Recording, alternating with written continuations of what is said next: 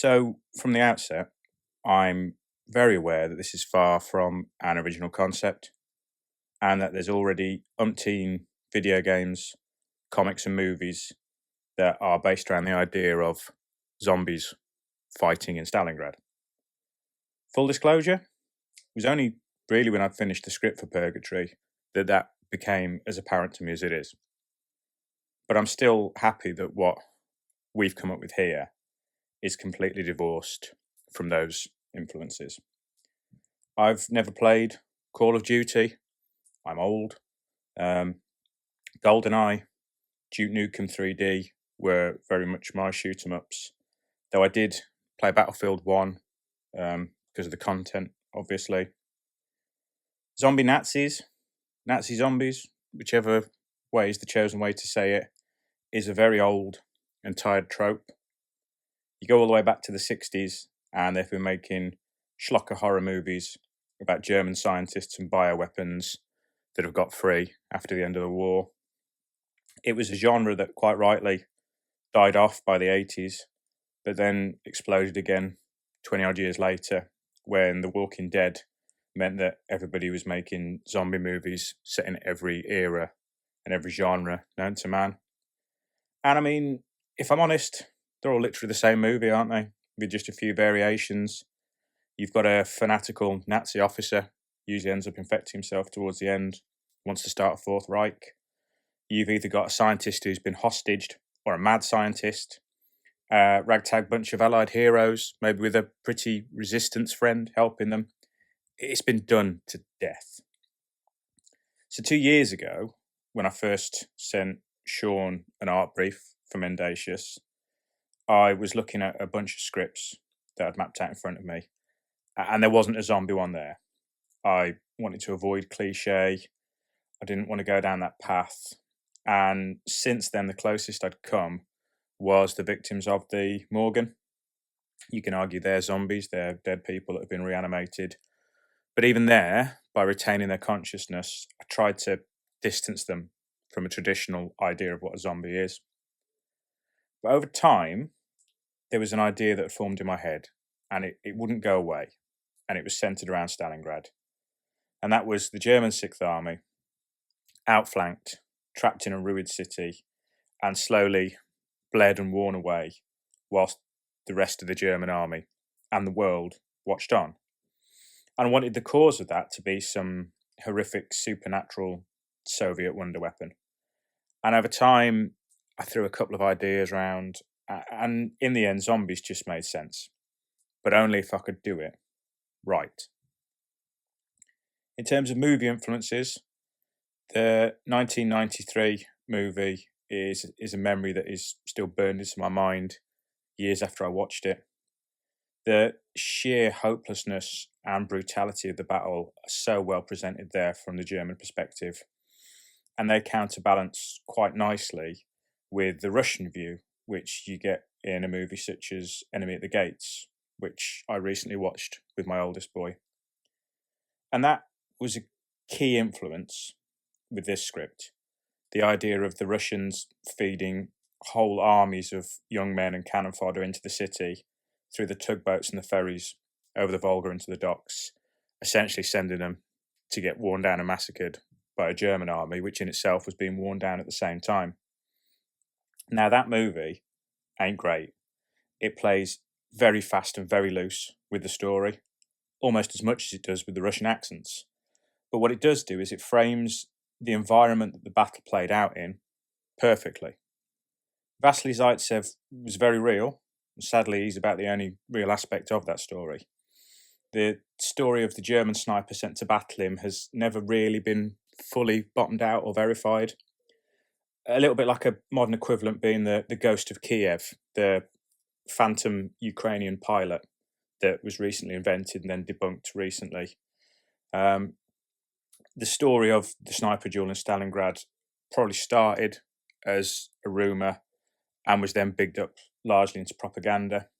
Over the years, I think it's been established that the Major Koenig character never existed. It's possible the Germans had utilised a sniper from Romania or Hungary, somebody who wasn't a pure German, and then invented the persona to cover what they were doing. In a way, I guess I would pitch Purgatory in a very similar fashion to Enemy at the Gates, in that it's there to capture the themes and the overall outcome of the battle, but it's not actually intended to be taken seriously as a representation of what happened at Stalingrad. I recently came across a brilliant series of books by an author named Tsouras, who comes up with alternative World War II histories that are largely based on very factual detail and minor alterations to battles elsewhere. In Disaster at Stalingrad, he ultimately sees the Germans triumphing, but the outcome is very different to what you'd expect, and I won't spoil that. I do recommend it as a read, and I'll put the link down below. But in that book, Tsouras illustrates all of the reasons why the Germans lost at Stalingrad and emphasises that it just wasn't sheer weight of numbers on the Russian side. If Hitler had actually let his generals run the battle, the decent, experienced generals and not his proxies, and not interfered with troop movements, the Germans would have won. If the anti-Hitler conspirators had avoided the bomb attempt on his life and had managed to establish themselves as a greater network than they were, winning more people over and getting people into key positions, they could have overthrown him and the Germans would have won. If the Germans had used the Tirpitz and the Luftwaffe to ultimately destroy the Allied convoys getting material into Russia, the Arctic convoys, Germans would have won. And if the Germans had been able to get hold of things like the Sherman tank or the T-34 and adapt those features for their tanks rather than plodding on with their own designs, chances are they would have won. Ultimately, you've got two opponents who are completely cold-blooded and indifferent to how many people they lose fighting, but it was the persistence of Stalin versus the dementia of Hitler, and that's why he prevailed.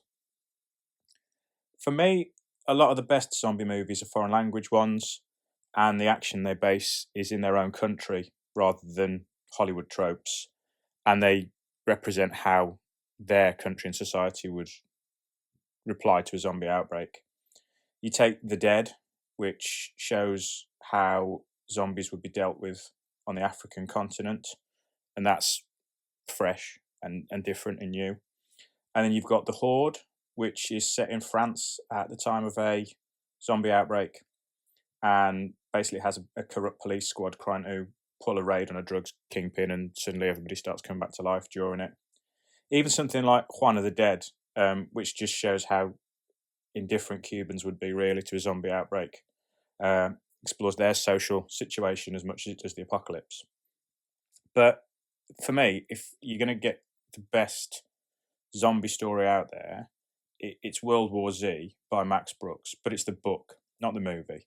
The movie is all right on its own, but it doesn't hold a candle to the original novel. And that novel, I would suggest, is my main influence here. Look at the battle from a series of individual stories. There's no set protagonist or antagonist. It's a series of reports and experiences from those involved. Nobody knows the full story, and it's not spoon-fed to you. If this video goes on to be popular, and I'm optimistic it might, because lots of people search for Nazi zombies on YouTube, then I have got ideas for another 6 stories set around Purgatory.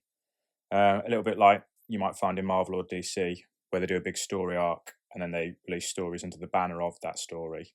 There's 3 from the Russian perspective and 3 from the German perspective, just expanding on what happens during Purgatory. So if the will is there, I'll release them as shorts.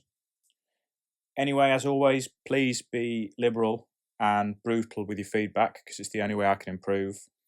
I feel like the channel's already light years ahead of where it was started, and there's still plenty more ideas to bring to life. Where I'm screwing up, tell me. Where I'm doing well, tell me. But please do tell me. Anyway, at the time of recording this, it's a Saturday. I've got many more lives to bring into creation and to destroy with writing, but at the same time, the football kicks off at 3. So I'm off, and I'll catch you guys in a bit.